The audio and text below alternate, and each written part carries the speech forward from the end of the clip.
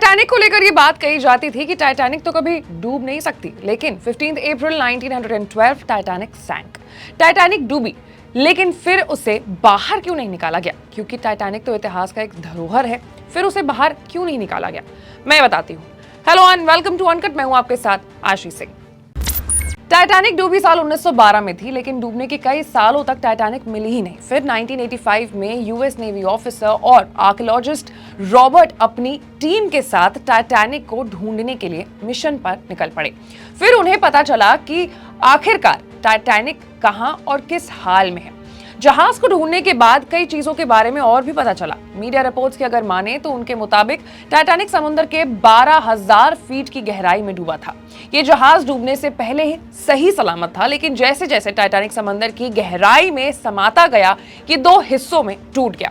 Reports की अगर माने तो टाइटैनिक आइसबर्ग से टकराने के बाद नहीं टूटा था। जहाज में आग लगने के कारण ये डूबा था। बताया जाता है कि जब जहाज का मलबा मिला तो पाया गया कि जहाज में मौजूद कई चीजें वैसी की वैसी ही थी।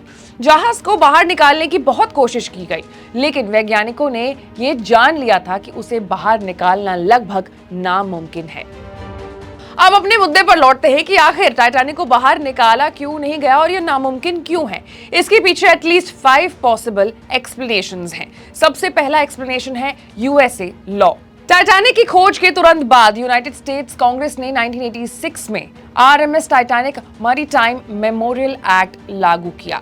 यह कानून उसके जगह से मलबे को हटाने पर रोक लगाता है। However, it allows people to access it for limited exploration activities for the purpose of enhancing public knowledge of Titanic's scientific, cultural and historical significance. फिर दूसरा कारण है इंटरनेशनल ट्रीटी। यूएसए और द यूनाइटेड किंगडम उन देशों में से हैं जिन्होंने टाइटैनिक को व्यावसायिक बचाव से बचाने के लिए एक इंटरनेशनल ट्रीटी पर हस्ताक्षर किए हैं, जिसका मतलब यह है कि कोई भी व्यक्ति, राष्ट्र या संगठन इसे कमर्शियल यूज के लिए समुद्र तल से बाहर नहीं हटा सकता है।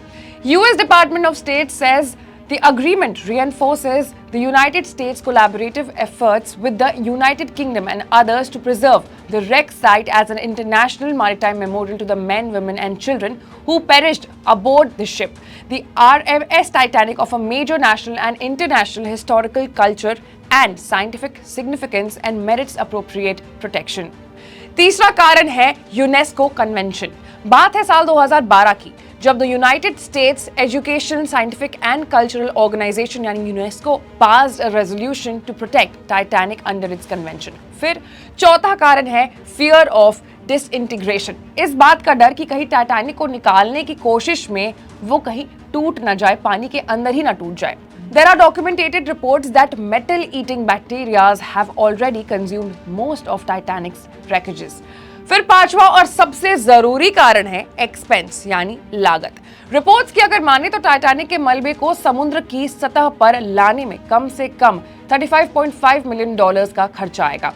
The technology to be used in the retrieval is also very expensive. तो ये बड़े explanations हैं जिनके कारण आज तक टाइटैनिक को बाहर नहीं निकाला गया है। ऐसे तमाम बड़े खबरों से अपडेटेड रहने के लिए आपको अनकट को लाइक, सब्सक्राइब और शेयर करना होगा। मैं थे आपके साथ आशीष सिंह।